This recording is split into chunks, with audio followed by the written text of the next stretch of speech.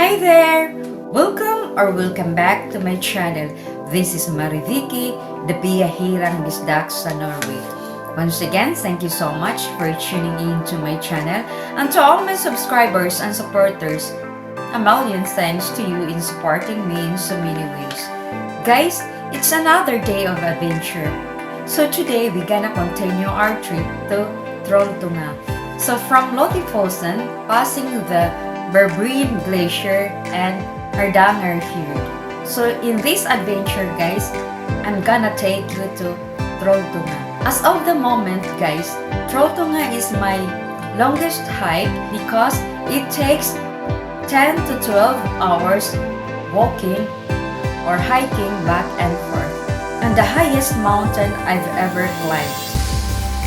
It has 1,180 meters above sea level. Okay, let's go!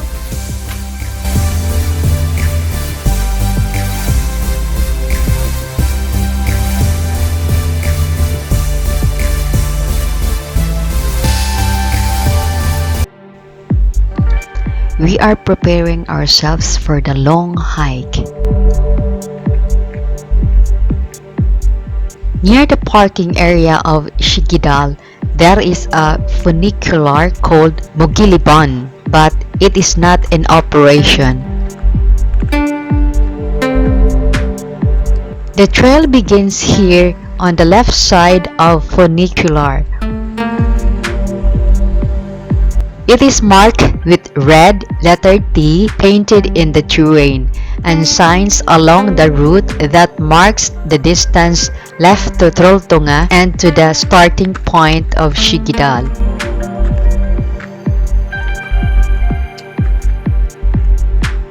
For the first 1.5 kilometers up to Muglitup, the trail rises about 450 meters or 1,480 feet. From here, the track surfaces slightly out before it gets steep again, rising another 330 meters or 1,080 feet up from Gritiskara to Trombuskoret. This section is the steepest part on this hike, but in the recent years, this section have been improved by the Nepalese people, making it easier to traverse. After this 4 kilometers steep climb from the parking area, the next section slopes down towards Stora Floren. The trail continues over Histifluene and the dried out river Endonu before it gets steeper up to Indenuten and crosses the dried river to Tise Stringene.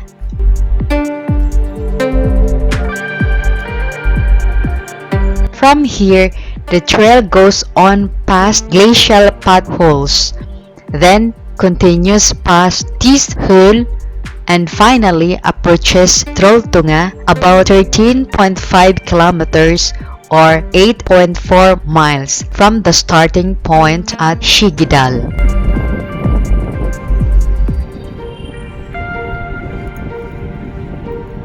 The road to Trolltunga goes through high mountain terrain with creeks, streams, boulders, mud puddles, marshes, and water at several spots on the hike.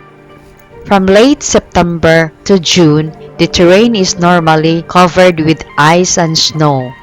After a hard winter, it can be snow at Trolltunga even during the summer season.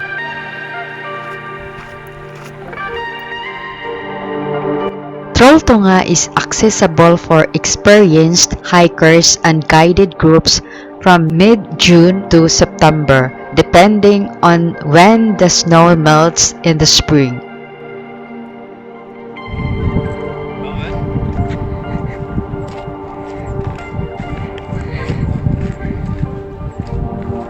He is a mountain guard.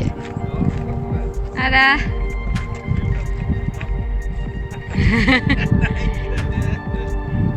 Na video. Hada.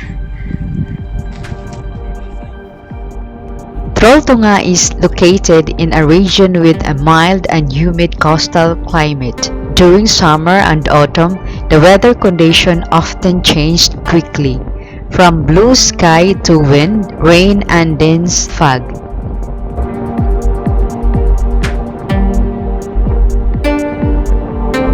Due to the long distance, hikers to Trolltunga need to start before 10 a.m. in the summer season to get home before it gets dark and cold. In September, it is recommended to start 8 a.m. since it gets darker earlier in the evening.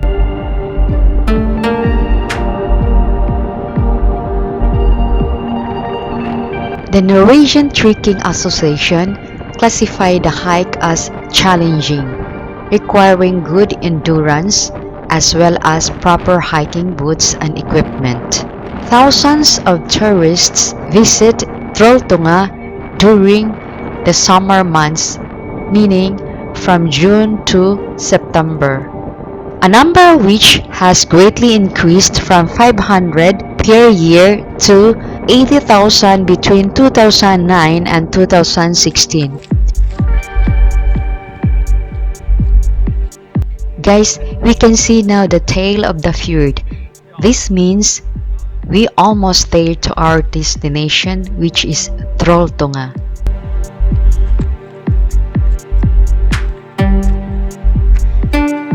The approach to and retreat from Trolltunga is a demanding hike, and 10 to 12 hours are needed for the round trip. In the later years, there have been up to 40 rescue actions annually. Surprisingly, not because of the dangerous cliff, but due to the demanding hike back to Skjeggedal. People get lost in fog or get injured during the hike or don't have endurance for such a demanding hike.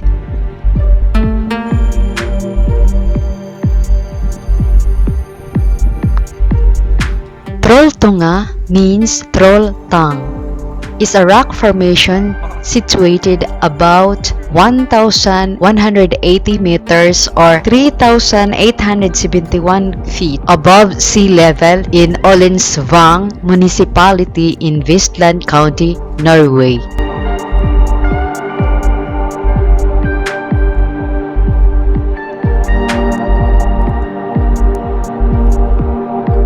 The cliff protruded horizontally out from the mountain about 700 meters or 2,300 feet above the north side of the lake Ringedalsvatnet.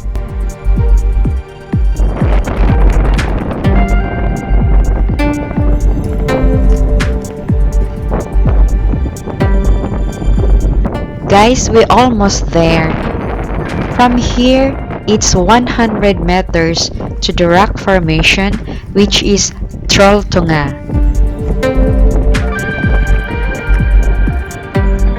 Finally, we arrive at this majestic cliff.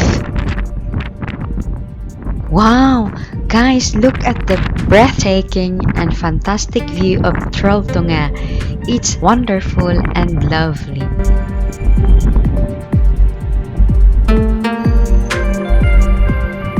Popularity to hike to Trolltunga and rock formation itself has exploded in recent years. The increased popularity has turned Trolltunga into a national icon and a major tourist attraction for the region.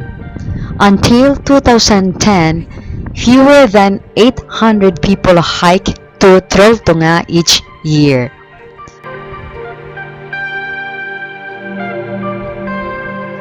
In 2016, more than 80,000 people hiked the 27 kilometers round trip from the village of Skjeggedal, making it one of Norway's most popular hike. This is a very challenging hike, at least 10 to 12 hours on rough terrain. There are no shelters on the hike route, however, There are two small cabins halfway where the hikers can use for emergency. That's my brave and courageous husband. Actually guys, I'm so scared watching him.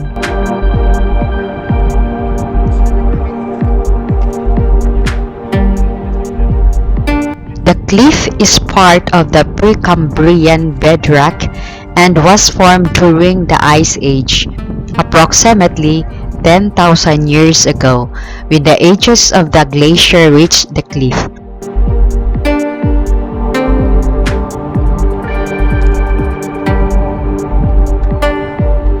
The water from the glacier froze in the crevices of the mountain and eventually broke off large, angular blocks, which were later carried away with the glacier. Along the cliff itself, a gneiss. There continues to be deep cracks.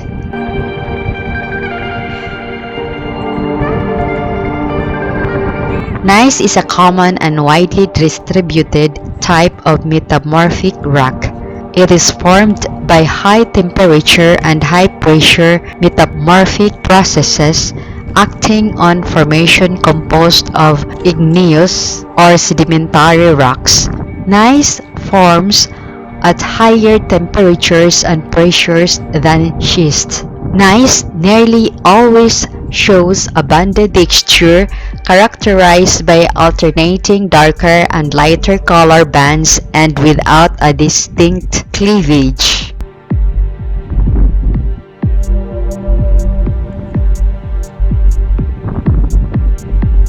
The trail to Trolltunga also passes through the bedrock and washed slippery hillsides in the background also containing gneiss.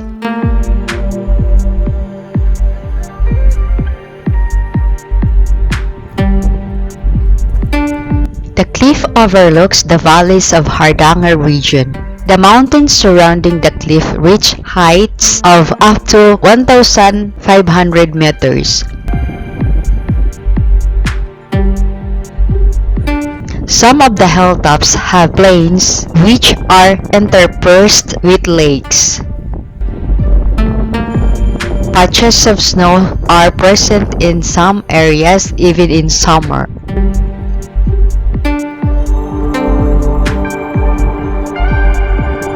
Trolltunga sits at the edge to the right of Skjeggedal waterfalls.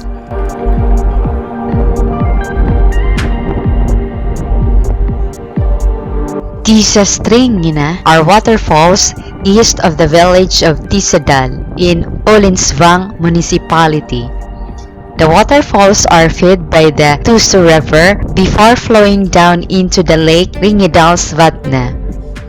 The Trolltunga Cliffs is located near the waterfalls.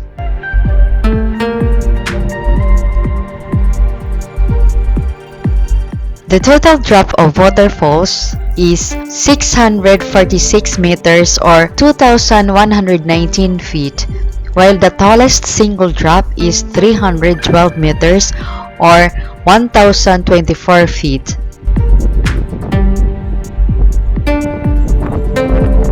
Skjeggedal waterfalls are among the highest waterfalls in the world, and according to Statistics Norway, the tallest single drop in Norway.